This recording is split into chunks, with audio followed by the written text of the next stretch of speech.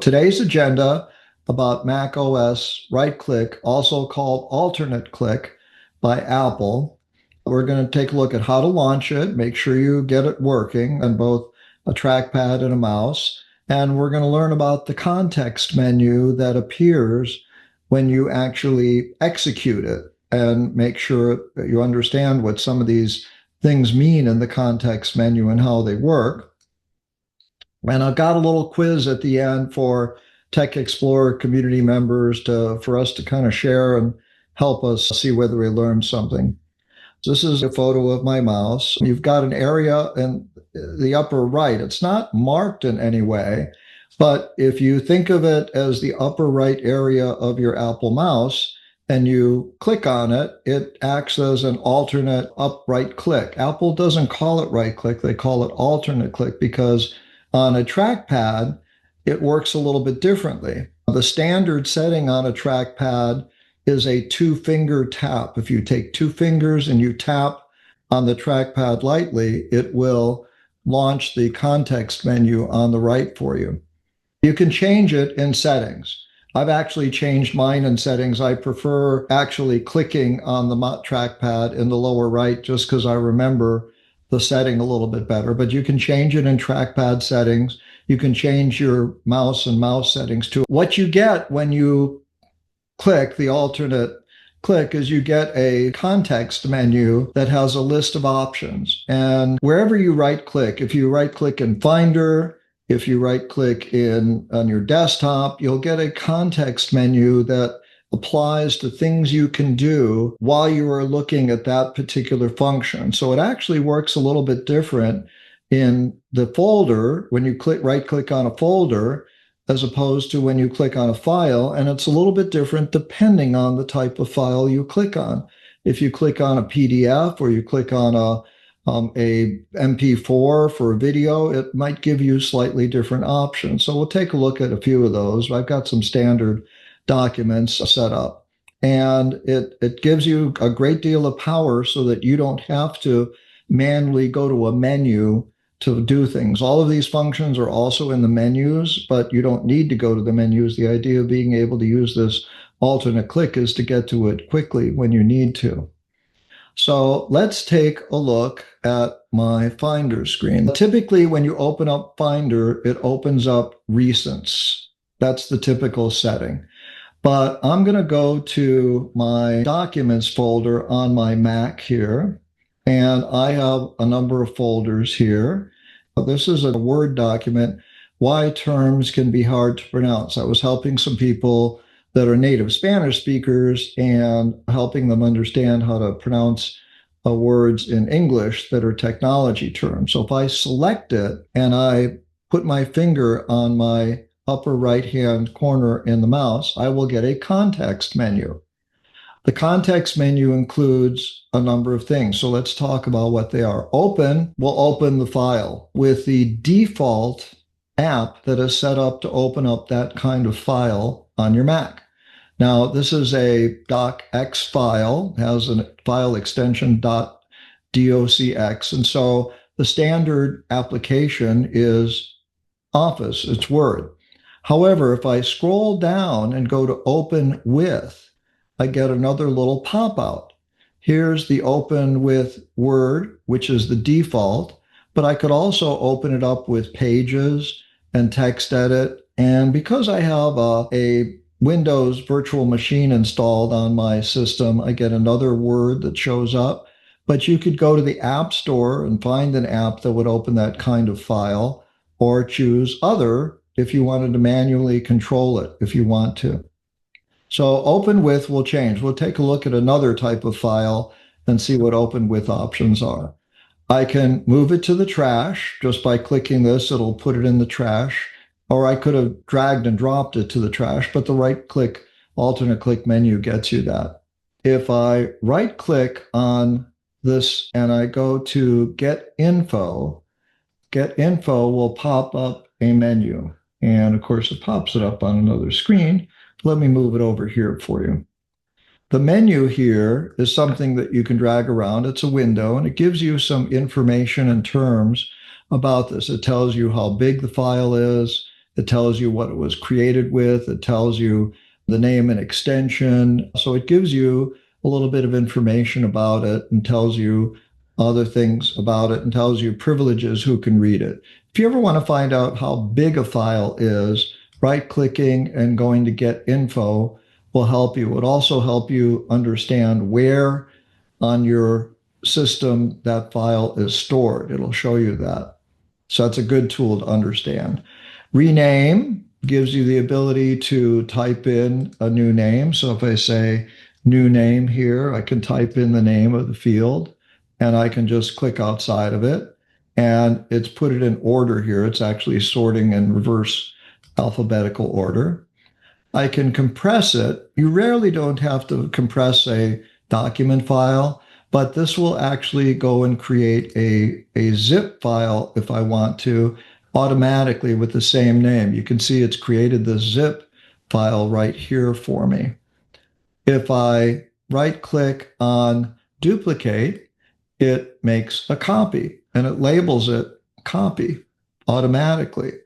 If I right click and I click on make alias, it makes an alias. Now, the nice thing about an alias is that I could drag this over to my desktop here. I can then double click on this and use it to open up that file. So if I want to go to this file, new name, why terms can be hard to pronounce, I can double click on this alias and it'll open it up for me, which is nice because if you're working on a file frequently, and you want to be able to get to it and have it accessible right from your desktop, that's the way to do it, is to use make alias.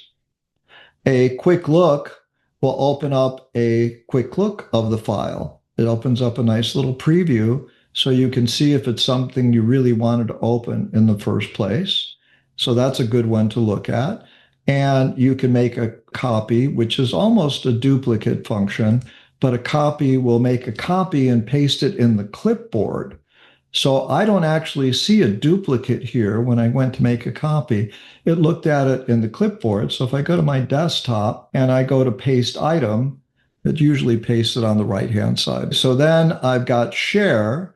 Share brings up a context menu where I can share it with people in my messages. I can send it by AirDrop or messages, put it in a note, insert it into freeform, or send with my Windows email app, or copy it or edit the extension if I want to. So share is the way you would send it to somebody if you want to. If I wanted to add a tag, you can add a tag to a file, and by adding a tag to a file, you can make it a little bit easier to find. There's a column here that shows a tag, and it gives you the ability to sort by tags if you want to in Finder. It's one of the tools that's available.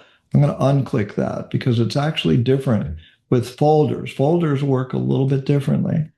Quick actions give me tools to do something like change the file name to lowercase, or I can customize a set of quick actions that'll give me the ability to do all kinds of quick actions here. I can create PDF, trim, I can add all of these things if I want to my quick actions menu and select them quickly. And I can open this up in Windows since I have a Windows virtual machine, but not everybody has that, or reveal it in Windows. So those are some of the options with a file. Now I'm going to go to a folder.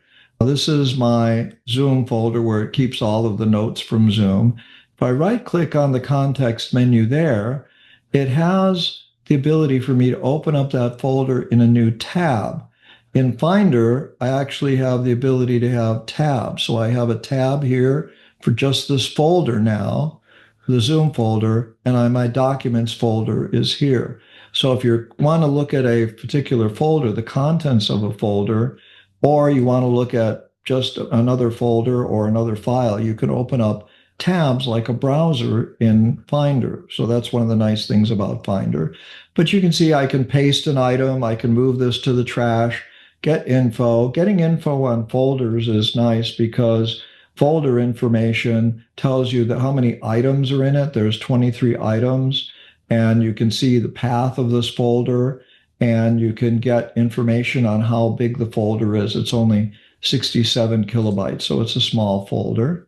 And I can do a quick look. I can make it an alias. I can duplicate it. I can compress it. I can share the folder. One of the nice things in the latest version of the operating system is I can actually apply colored icons to the folder. So I'm going to ask you to take a look at the folder here as I right click on it. Let's see if I can do this at the same time. If I right click and I click on add red, you can see how it changed the color of the folder to red. So it's actually possible to apply colors to folders if you want to, and you can customize it with icons and other things. I can even give it a little smiley face here icon if I wanted to, and that'll apply the emoji to the folder if I want to. And so there's some options here that exist in the new OS that give you the ability to do that with folders. Quick actions is a little bit different, but just you can customize that. And there's tools that you can open up if you want to reveal it or use terminal. You can customize the folder, like I say, with the icons or the colors. Now, these are folders and files that are on my Mac hard drive. If I go to my iCloud drive, I will see some different options. So I'm going to pull this up here. Let's get Pages opened up because I have some things in Pages that I have set up. On Pages, you can see over on the right, let me annotate, that I've got a column here that gives me the ability to show you whether this file is in the cloud or whether it's downloaded to my computer.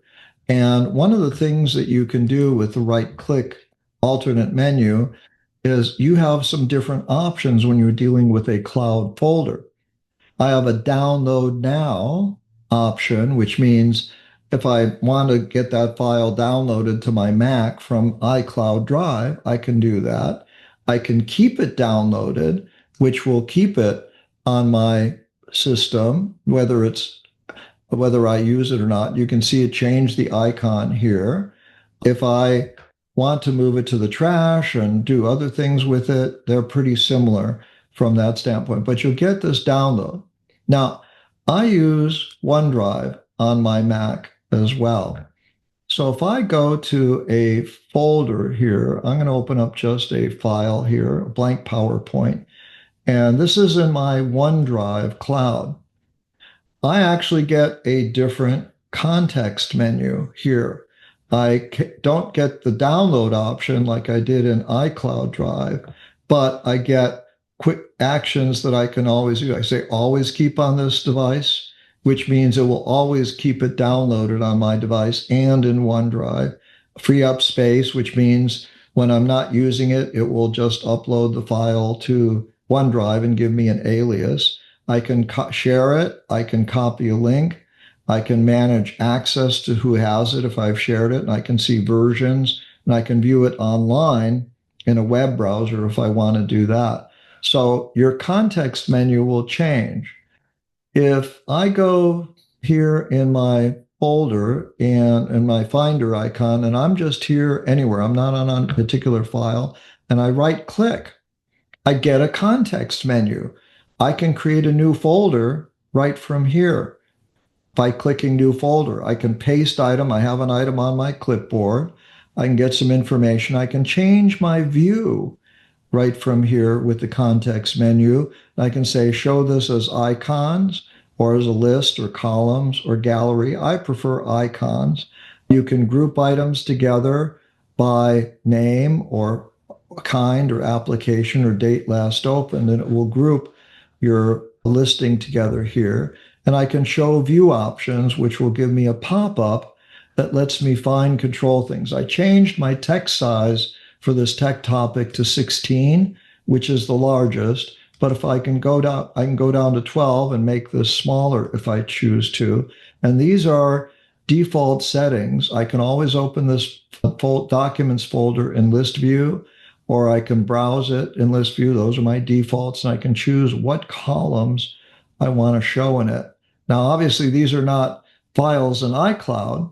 They're in my Mac hard drive, so I don't have the ability to show the column in iCloud status. But if I went to an iCloud Drive folder and I went to look at something here, and I chose to look at this. I could choose to keep it downloaded and get info and take quick actions with it and change how things are a little bit different. I even have the ability to mark it up because it's a PDF that gives me the ability to mark it up with a stylus or my mouse cursor. I can actually mark it up. So everything will be a little bit different. There are obviously a lot of standard ones: rename, get info, trash, open with. But some of the other options are going to change as you go through and use them on your different drives, if your different cloud drives, or your different settings that you have for different types of things. So it's just a great way to be able to get to a lot of different context function settings and be able to navigate across them any way you choose to want to do it.